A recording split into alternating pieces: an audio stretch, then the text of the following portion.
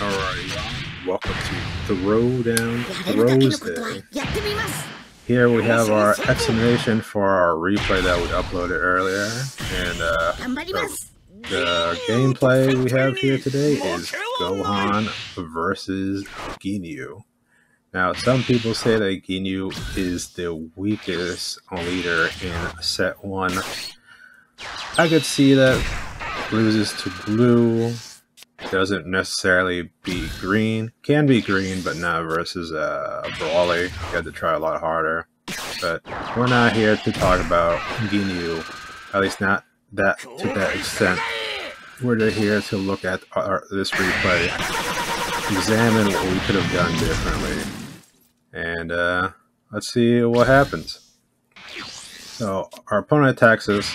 Of course they're going to attack us. They want us to go down life, and they want to draw cards. We attack them, same deal, but more importantly, we want to draw cards. We don't really want the Ginyu to go down life. Yellow leaders want to go down life. Their awakened states are very powerful. All leaders have powerful awakened states, but Ginyu in particular, if is able to use his ability, can take us out very easily. So they attack us. We use 3 Gohans, replenishing our hand. We have 8, 9, 10, essentially 11 cards. 8 in our hand, 3 on the field. I look at it as 11 cards. They attack us. We're willing to go down. If it was 15k, it'd be a different story, but we're going down to 5 life. We're in a dangerous spot here, but not too dangerous. We use Destructive Strength, ramping 1. We do not have a 1-drop, so we're just going to attack into the Ginyu. The Ginyu players want to keep their field big. They want to protect these units, so they use Goldo to combo out. Sadly, I'm unable to destroy that Ginyu, but that's okay. They attack us. I'm not willing to eat this hit. If they want me to go down the 4, they're going to have to use something stronger to make me go down. So they summon the 2-drop Ginyu, able to get back 2 energy. And then an interesting tech, they use a, I believe it's called Chilled. A 3-drop that brings Frieza Clan cards up 5k on the opponent's defensive turn. So I'm forced to awaken here, combo out. I'm not willing to go down to 3, not this early. And this is when the Ginyu becomes dangerous, just pushing damage over and over into your face, forcing you to use cards. And let's see, our opponent has 5 cards in their hand. 5 cards in their hand, 4 on the field, essentially 9 cards. I have 9 cards in my hand, so we're pretty much neck and neck in the card advantage. I summon Goku, which allows me to start using my Gohan's ability. I decided to attack the Ginyu. The reason we attack Ginyu is because not only can they use its restand it with Ginyu's Awaken ability, it also is a 5k combo. If we attack the 0-cost Ginyu card, it would be helpful for it to go away, but they can't use that card for combo, so it's not as useful. So they attack us, use their 5-piece on the field. Honestly, I kind of don't agree with it, but it is what it is. It still forces a card out of my hand. They summon Sui, and then they summon Jace. And they summon the 1-drop Ginyu Frog. Use it to draw a card. Now, usually I would attack the 1-drop Ginyu Frog, but they just have so many cards on the field. The best way to get rid of Ginyu is to destroy their attackers, because that's their main way to win the game. So, they attack with Sui. I use my ability. At this point, if I eat a hit, I need to eat a hit that'll actually draw me a card. I can't eat a crit hit. I use instant Kamehameha, still not willing to eat any damage. Don't want to go down to 2, because next turn they could use Golden Frieza and just force us to play against that. We use our Cell Q. At this point, I'm thinking, I only need one Cell Q. If I summon the second one, it may be too much. And again, they attack us. It hurts so much to have to use all these cards, but as you can see, their Ginyu is at 7 life. There's no chance of them using their restand ability, so we just have to whittle them down little by little. Now here's my first mistake. I used Android 17 thinking I had an Android 18 in my drop zone. Sadly, I did not. Had to summon Android 18 manually. At the end of the day, it didn't really make a difference. It just would have saved me 2 energy. But still, it was a misplay. We maybe could have saved another card last turn if we knew that we didn't have a 18 in our drop zone. Anyway, we start attacking their board. I attacked the Ginyu. The reason I attacked Ginyu is because everything else on their board is too strong, and they can restand that Ginyu card. Maybe I should have attacked the Ginyu Frog, but without the Ginyu on the field, they have less cards to actually attack our face, so we can start saving the cards in our hand. So they attack us, force us to use a card. They summon Cooler, and they use the 1-drop Ginyu to draw a card. That 1-drop Ginyu is giving them so much value. They attack with Sui, the crit card. We use our ability, making sure that if we do take damage again, we draw a card. We don't take damage from this crit. They attack us with Chilled. We actually get the hit here. We're thinking, oh, we need cards. We definitely need cards here. They destroy our 18. That's fine. Now we combo out. We don't want to go down to 1. If we go down to 1, it's almost as bad as going down to 2. Allowing them to just combo out over and over and over.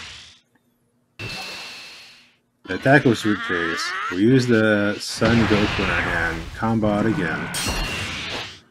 And once again, we're forced to try and deal with their field. When we start attacking their life fields, we'll start gaining cards. We have to clear this field out if possible. So first here, I use my ability. I attack this card. Honestly, this may have been a mistake. I combo out this card. But they let it go through. At this point, I'm thinking, this person may not have anything in their hand, or nothing they're willing to throw away. You summon Goku, draw a card. Summon 16. That way we can stall a bit. Attack with 17. Hopefully this goes through, and it does. Then, usually I don't attack with this cell, with the Celico, but we need to get rid of that Ginyu Frog. That Ginyu Frog is a pest. At this point, they have 5 cards. 3 in hand, 2 on field, now 6 cards. They use one to combo out. We eat the hit. We feel safe because we have this guard blocker, Android 16. They could force it to rest mode with Cooler, but we have enough cards in our hand to possibly win out that. But again, we could have lost to a Cooler at this point. So they attack us with Raccoon. They only use 1 card. I combo out with our little 5k Goku. They attack us again. I have to combo out. And I'm saving the blocker for the crit carrot there. I use the blocker here. That way I can gain a life back. And now the next time I do eat a hit, I will actually draw a card. So first, they'll attack us with the shield. I used my ability. I still had my ability this whole time. They're not using any combo right now, which tells me they probably don't have that many combo in their hand. Either that, or they're just not willing to use the cards in their hand yet. I still combo out. It's still dangerous to go down to 1 life. 2 life is fine. And look, they had a Jace. If they had that Jace, we could have been in trouble. We let the 17 die. That's okay. We don't want to. We need to save these cards now. We don't use any energy. We summon the 5-drop Gohan. I already summoned this card, but I'm starting to like it more and more. We get rid of the crit Sui. It's just a pain on our side the whole game. We attack Raccoon. Again, we're focusing on the Ginyu units to attack because they're the ones that Ginyu unit could restand. We get rid of Raccoon. We're going to summon Android 18. Let's just draw a card, get rid of a card. Sadly, we had to get rid of our super combo that we just drew. But at this point, we're able to attack the Jace. If they don't combo out, they would have to use a 10k. They don't have 1 card in their hand. They don't want to get rid of that 1 card. We use Cell to destroy their Ginyu. Again, leaving only the Ginyu on their field that doesn't have any combo. Destroy, chilled. At this point, this looks like our game to win. And for extra measure, we attack the remaining Ginyu. Now here, we're at 2 life. Our opponent's at 6 life. So we're not guaranteed to win still. But here's the problem. This game has been going on for a long time. My opponent is not in the worst spot in the world. They have 3 cards in hand, 1 on field. But they still have 6 life. I currently have 2 cards in hand, 4 on field, 2 life, but I only have 5 cards in my deck. I'm slowly but surely looking like I'm going to deck out. They summon Raccoon, use Raccoon's ability, get Ginyu to 5 life. Attack me with Birder. I combo out. I'm willing to go down to 1. At this point, I'm thinking I need to win the game. Right here, I'm forced to go down to 1. There's nothing else I can possibly do. We get a gigantic Meteor. Awesome card. We get a second gigantic Meteor. So first we attack. We attack the Birder. We still want to destroy our opponent's board. This is our best way of winning the game. We attack Raccoon with our Cell Q. Destroy the Raccoon. We attack Birder with Gohan. We still draw a card. We're playing very dangerously here. We only have 2 cards left on our deck. It's to the point where we can't even use Gohan's ability. We attack their life, get them to 4, use Vegeta. We're just using Vegeta ramp pretty much. And then we summon this Goku. We're just setting up. We attack them with the Goku. Let's see if they're willing to eat the hit. They do eat the hit. They don't want to awaken. There's no point of awakening on their turn, on my turn, because when Ginyu awakens, he gets an energy back. But first he uses Zarbon, whiffs on the Zarbon, sadly. Awakens, gets that energy back, so he's back. They're back to 6 energy. They attack me, force me to use a card. I use the Vegeta. I don't plan to attack with that Vegeta.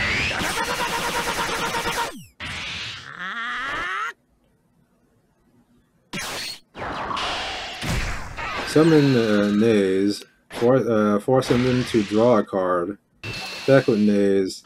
I can't eat the hit. I eat the hit, then I lose. I had to use the Gohan on my field. Maybe I didn't have to use Gohan. I could have used the Destructive Strength in my hand, but that's okay. They have Sui, combo. They use everything. They're trying to win the game. And here, I use my Destructive Strength. I'm forced to use both destructive strengths here. But it looks like we're in it to win it. There's nothing the opponent can do. They have 2 life. They have 2 life. I have 1 card in my deck. We have several cards we can attack our opponent with. But at this point, I'm thinking it's dangerous to attack with Gohan. It's dangerous to attack with 18. And I can't even use Gohan's ability or else I'll end up decking out. So I have 3 cards I can attack my opponent with. My opponent has 0 cards in hand. The proper order here to attack would be with Goku. We use Goku, attack them. Then next, we could attack with Son Goku. If they have a card in their hand, they're forced to use it. And then we could finish the game with Son Gohan Childhood. Or, honestly, it could be Son Gohan Childhood first. If they have a 10k, then it is what it is. If they have a... either way, they'd be forced to use a card. We just had to attack with Son Goku first. If we don't attack with Son Goku first, then if they so happen to have a Death Beam, they'd be able... No, not Death Beam. If they had a Golden Death Ball, they'd be able to rest our Goku while also being able to combo out, which would leave us to have only 2 attacks. So, well, they would... say they eat the hit. Say I attack with Selku, I attack. They draw Golden Death Ball. Golden Death Ball gets them to 35k. So honestly, it really didn't matter at that point if they get Golden Death Ball, because then I could have attacked with Son Gohan Childhood. They were on the 35k and they still would have lost even if I couldn't attack with Son Goku. But the safest play would be attack with Son Goku first, because why not? Now here's my mistake. I summoned Brawly. I summoned Brawly thinking, oh, I want to flex on this dude. This dude is about to lose. Let me just flex on him. Let me destroy everything. Let me destroy their soul. And I drew my last card and I lost. And maybe you may be thinking, why did you do that? Why did you do that? Honestly, I just wanted to flex my opponent. I was suffering the entire game. I was feeling myself, and I love to just flex on my opponent sometimes. You know, if you can end the game efficiently, go ahead, why not? But I saw my Brawly. I saw my big play card, and I thought, F it, I want to summon Brawly, and then I want to summon another 10 kit. I want to get another combo piece and just attack it to my opponent for game, but I lost because my deck went to 0. And maybe that's something that you guys understand, but I've played other card games like Yu-Gi-Oh! And Legends of Runeterra, and when you play those games and your deck is at 0, you do not lose. If you're unable to draw a card because your deck is 0, then you would lose. But in this game, once your deck goes to 0, you'll automatically lose. And I guess that makes sense because a lot of decks aren't able to put cards back into it. You're unable to put cards back into your deck.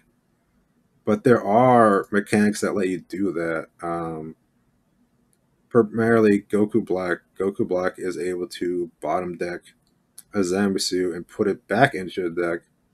That way you would still have a card in there and you could just loop your deck back. That way you don't necessarily lose. But in this game, that's not how it works. I went down to 0 cards and I lost. If all I did was attack with my 3 cards on the field, I didn't even need to attack with 3. I just needed to attack with 2, then I would have won. And see, if I attacked with Gohan, I would have lost. If I attacked with 18, I would have lost. The whole time I was afraid to go down past 0, basically -1. But I guess it wouldn't have mattered at that point. Going down to 0 is how you lose in this game. So keep that in mind when you're playing Fusion World. That's why we run 52 cards in Gohan. Maybe even running 53 would be safe, but mathematically, probability wise, 52 is not that bad compared to 50. You want to be as close to 50 as possible. 50 cards optimal since it's the greatest way to get the cards you want.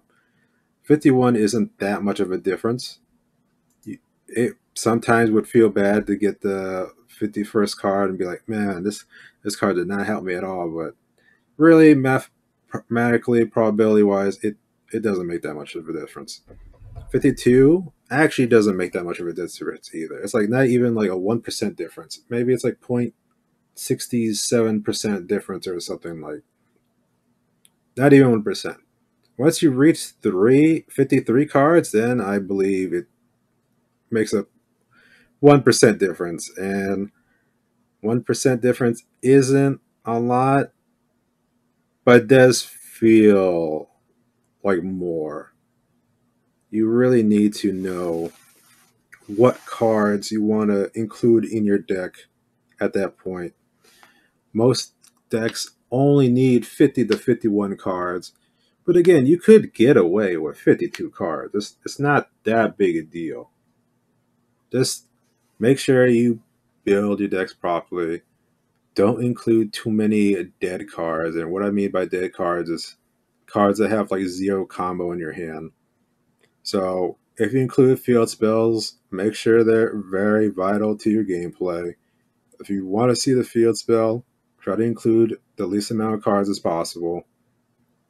If you have zero combo cards, like Brawly, that's okay. If they're very important, include them, but you have to be in mind how many zero combo cards you want to have in your deck. If they're boss monsters and you have 4 like Brawly, then you just can't have too many other cards that have zero combo. And that's it. So thank you for dropping by to this video. Really appreciate it.